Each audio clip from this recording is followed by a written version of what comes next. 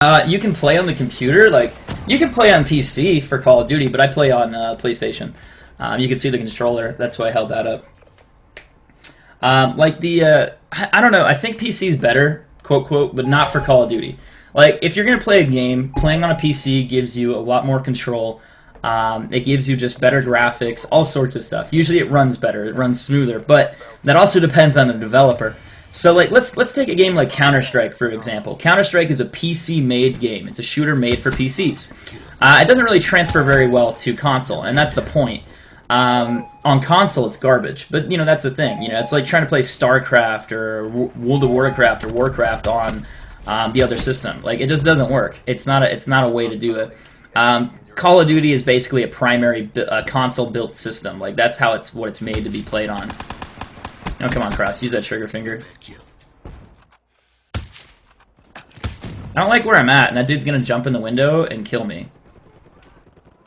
Counter UAV inbound. I wonder if he's still there. Or is he to the left?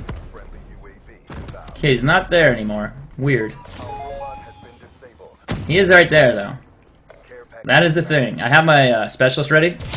Just for a panic button, you know. Oh god, there's so many people in front of me. I should have just stabbed them all. I just didn't realize like how many they were until that radar like scanned through there. That was crazy. Like I just saw like all of them on the stairs. I had no idea. Like I thought it was like one or two, not like 4 or 5 of them just chilling on the stairwell. All right, see like that guy. I'm not actually gonna shoot at him. Oh, dude in the corner though. I'm gonna shoot. Whew.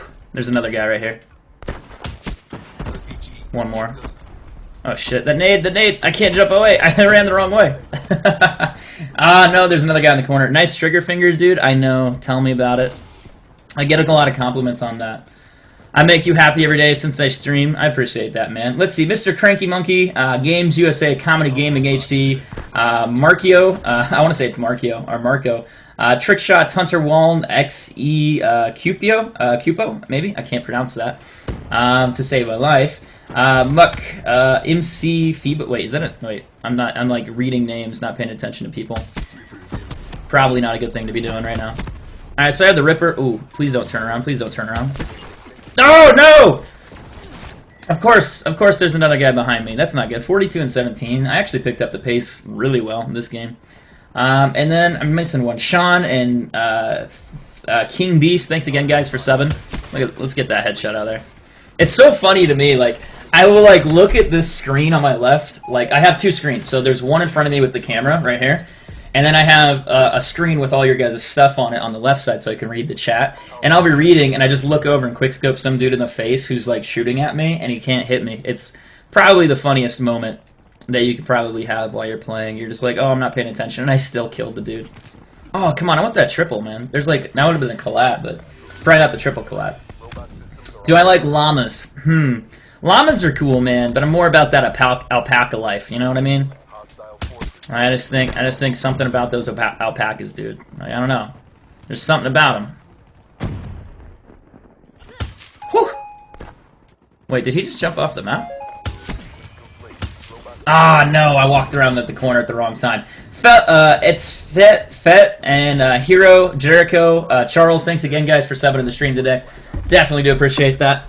When did you first start my channel and become serious about it? So I started my channel kind of like as a joke. Like, let me, like, I don't know how to explain it. I saw a couple people making montages and YouTube videos, and I was like, fuck, I want to do that. I want to make a video of me sniping that makes you go, holy shit, you can do that. Like, I thought montages were awesome. So that's how I started. So I started making montages. I started researching, like, other players, Reaps, Grizz, Optic members, M40A3 members, and I thought it was really cool. So I started making videos on that. And then after a while, I started gaining subscribers. I gained like 5K, and I was like, man, I actually think I have something here. Maybe if I keep going, it'll grow. I started Darth Empire with Aimbot, which is a YouTube, it was a sniping team. And that thing grew to like 100, 200K subs, like real fast. It was right there along like Sword, Dare, and a couple other teams. I think Arrow was one of them at the time. And, you know, we just kind of came out of nowhere. We were doing stuff other people weren't. And then FaZe came up, and they started doing trick shotting. So I was running Darth Empire for a while, And after I left Darth Empire to join FaZe, my channel got a lot bigger. It started growing a lot. I broke 100K. I broke 200K. And then I broke 300K. But even then, I didn't really take it super seriously. It didn't pay me very well. You know, I was making montages and I was getting, you know, like a little bit of money, but it really wasn't about money at that time. I remember like machinima contracts were like, if you got 1,000 views, you got like 25 cents or something. It was bad. And you didn't really make much. You just made like enough. You're like, hey, here's $100 or something like that. That's cool. And you didn't really think about it. You never really thought about it being as a job. And then as things expanded, as channels got bigger, the more views you got, the more people that got interested in gaming, stuff like that. It changed your opinion on it.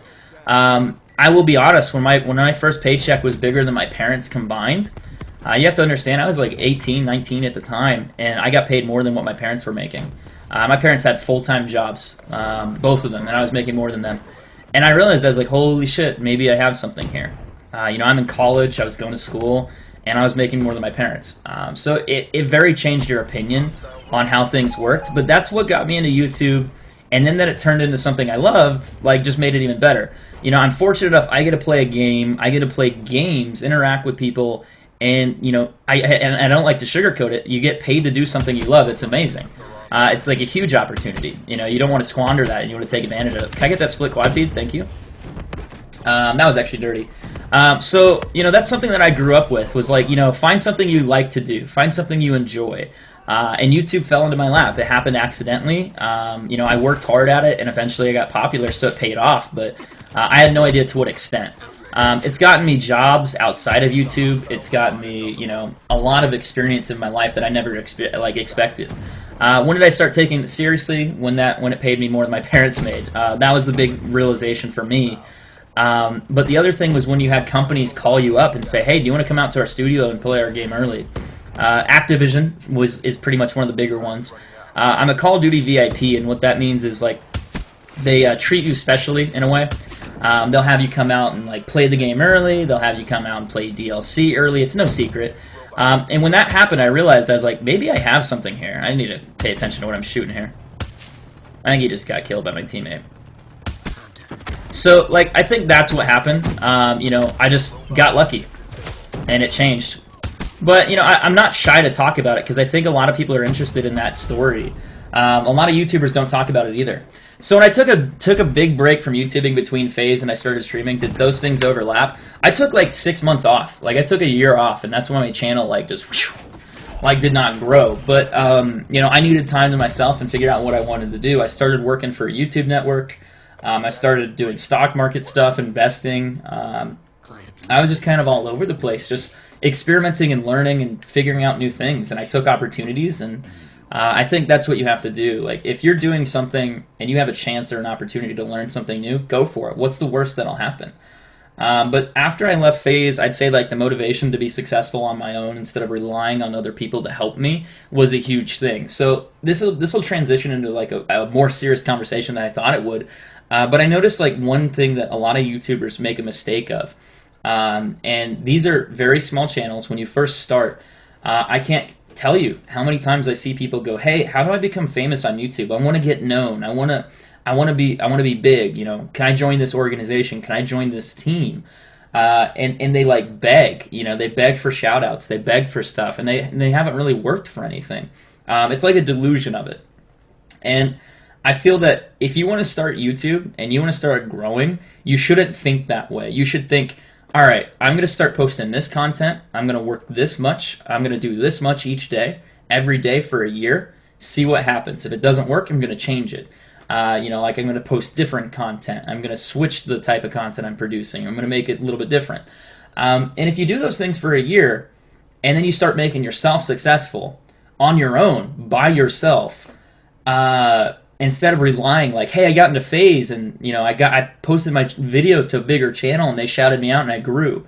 That's not the right way to do it. You know, I think if you can be successful on your own, and you can prove that to other people, you're successful already. You don't need someone else. You just have to do it yourself, and that's the hardest thing to do.